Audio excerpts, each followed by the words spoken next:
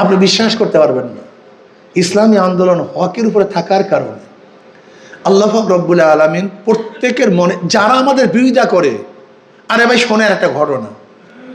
আমাদের ডাক্তার সিরাজ সাহেব, তিনি হজের মধ্যে তওয়াফ করতেছিলেন, হজের মধ্যে তওয়াফ করতেছিলেন। তো এর মধ্যেই এক ব্যক্তি তার সামনে সামনে তওয়াফ করতেছে, সে ব্যক্তি আমাদের চরম বিরোধী, চরম বিরোধী। ডাক্তার সিরাজ সাহেব কি করলেন, ওনার হাতটা নিয়ে কাবা শরীফের মধ্যে ঠেকাইয়া বলেন তো ভাই, কাবা শরীফ শুইয়া বলেন তো আসলে চরমনাইয়ের হক না বাতিল, এটা আপনি বলেন তো কাবা শরীফের মধ্যে ঠেকাইয়া একেবারে বলেন তো। তখন উনি কাবা শরীফের এসে হাত ঠেকাই বলে, আল্লাহর কসম আসলে চরমনাই হকের উপরে আছে, কিন্তু আমরা বিরোধিতা করি রাজনীতির কারণে।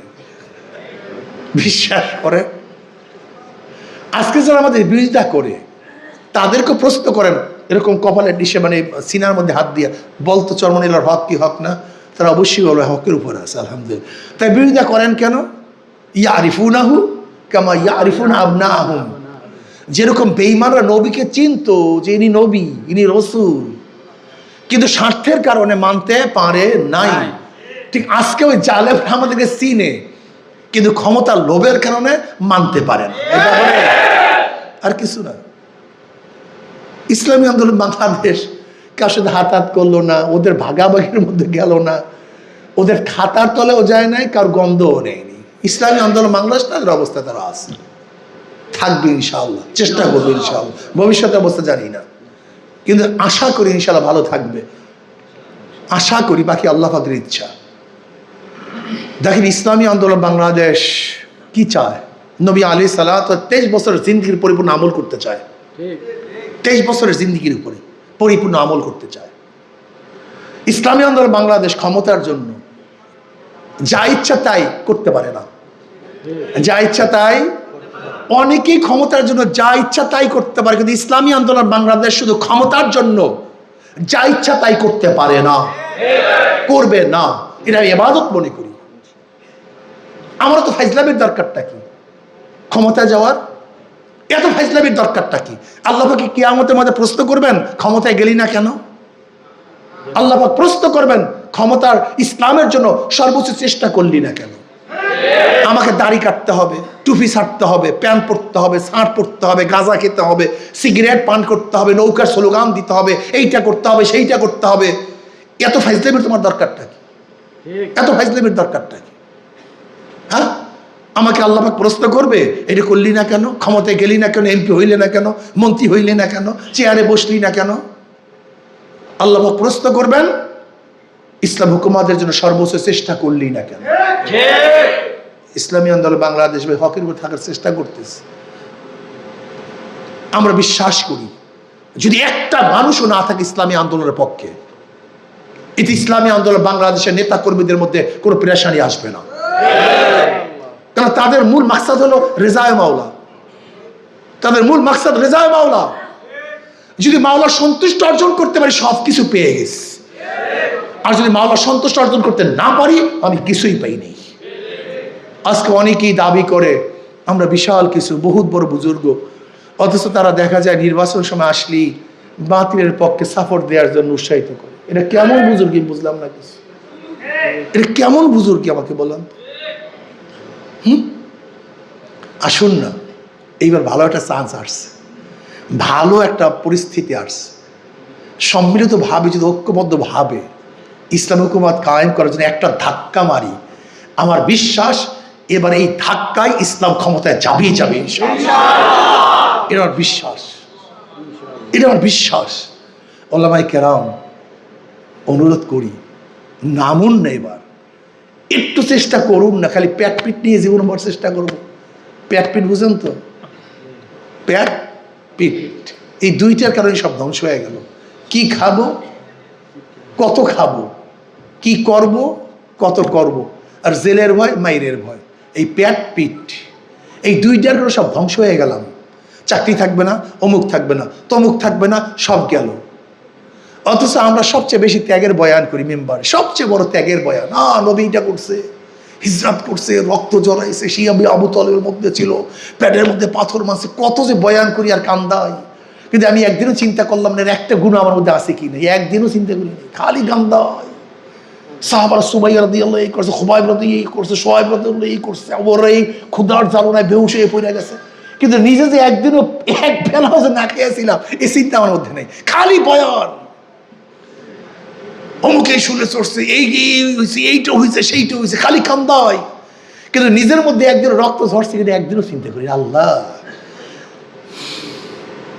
সেদিন বয়ান করতেছিলাম মসজিদে, আমি বললাম আমাদের সবচেয়ে বড় সমস্যা কি জানেন?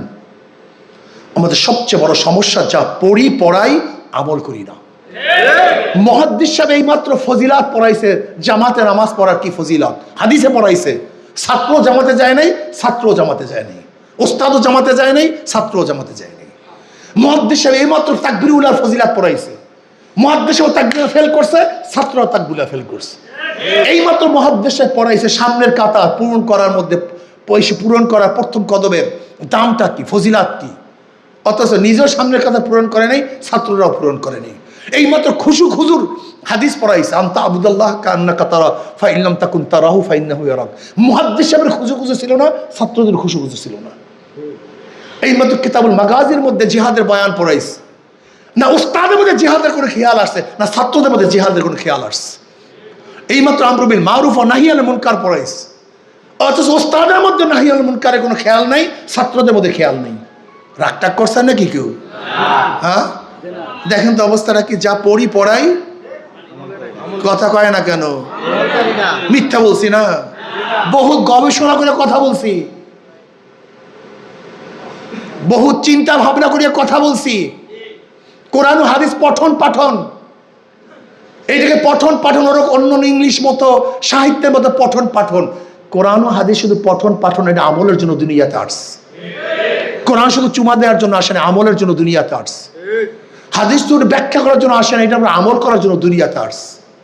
কেউ আমলই করি না, আমল করি না। রাগ করিয়ে না ওলামায়ে কেরাম এই অনুরোধ করছে, 2 হাত, আবার ভুল হলে ক্ষমা করবেন। আসুন, এই সামনে মাত্র 90টা দিন আল্লাহর জমিনে আল্লাহর হুকুমত কায়েম করার জন্য একটু 90টা দিন খাটি না, একটু চেষ্টা করি না? কি রাজি আছেন ইনশাআল্লাহ?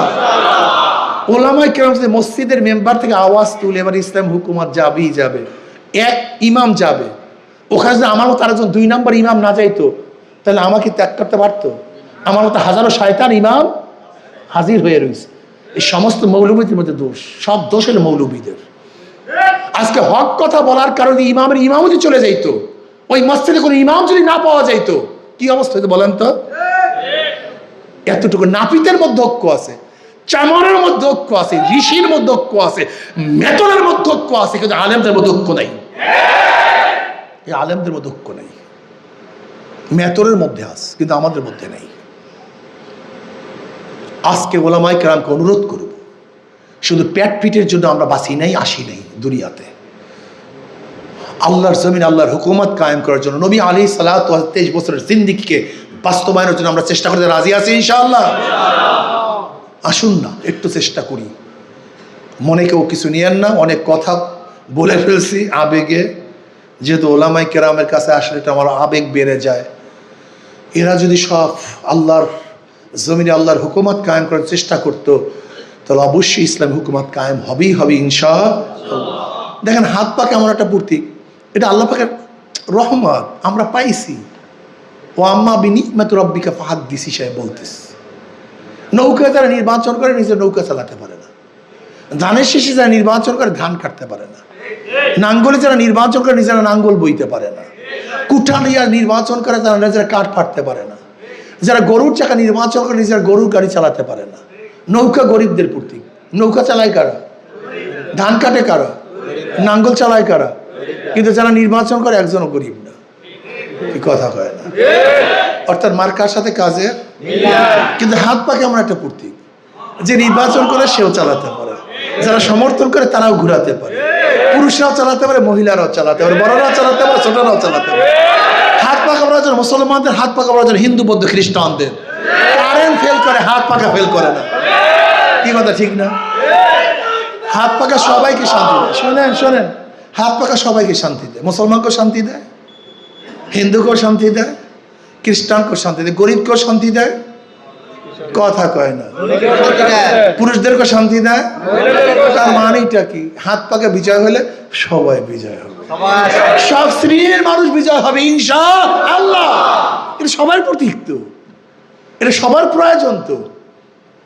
আসুন না হাত পাখা দিয়া, যেরকম ওরা বলে শুধু আমরা এক দলকে বাতাস করছি, মিথ্যা কথা কয়, আমরা সবাইকে বাতাস করতে চাই।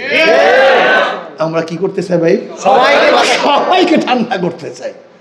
বাংলাদেশের প্রত্যেক নাগরিককে হাত পাতা গিয়া ঠান্ডা করতে চাই। কে নামবেন তো ইনশাআল্লাহ? না আপনাদের জজবা পুরো আসে না, কথা আমার ঠিক হয় না মনে হয়। কে নামবেন তো ইনশাআল্লাহ? শোনেন, আমি একটু সময় চাই, শুধু সময়, একটু সময়। 24টা ঘন্টার মধ্যে কেউ 12 ঘন্টা, কেউ 8 ঘন্টা। চার দোকানে বসে থাকি না ভাই, চা খাই না? ওই চা যেই কয়বার খান, ওই মাত্র 1 ঘন্টা সময় আজকে দাওয়াতের জন্য রাখবেন। এই আড্ডা যে মারেন, একটু আড্ডা না মারি, একটু দাওয়াতি কাজে নামবে, একটু রাজি আছি রে ভাই ইনশাআল্লাহ। 1 ঘন্টা, 2 ঘন্টা, 3 ঘন্টা, 4 ঘন্টা, 5 ঘন্টা অক্ষ করার জন্য রাজি আছেন ইনশাআল্লাহ? কেউ 12 ঘন্টা। দেখেন, আমি অনেক জায়গায় বলি, নিজের ইসলার জন্য এক চিল্লা দিই, নিজের ইসলার জন্য সাল লাগাই, নিজের ইসলার জন্য জীবন চিল্লা দিই। অথচ আজকে নিজের ইসলাম এবং সমাজের ইসলার জন্য মাত্র 90টা দিন একটু অক্ষ করার জন্য রাজি আছি না ভাই ইনশাআল্লাহ? মাত্র 90টা দিন। ফেব্রুয়ারিতে নির্বাচন, সময় একেবারেই নাই। যদি নিজের ইসলার জন্য সাল লাগাতে পারি, তাই নিজের ইসলাম এবং সমাজের ইসলার জন্য মাত্র 90টা দিন একটু আমি অক্ষ করতে পারি না? এটা শুধু সময় অক্ষ করতে চাই, শুধু সময়, 90টা দিন। তা আমি 24 ঘন্টা চাই না, আমি 24 ঘন্টা চাই না, 12 ঘন্টা, 8 ঘন্টা, মিনিমাম 4 ঘন্টা, মিনিমাম 4 ঘন্টা। যদি না পারি মাত্র 2টা ঘন্টা।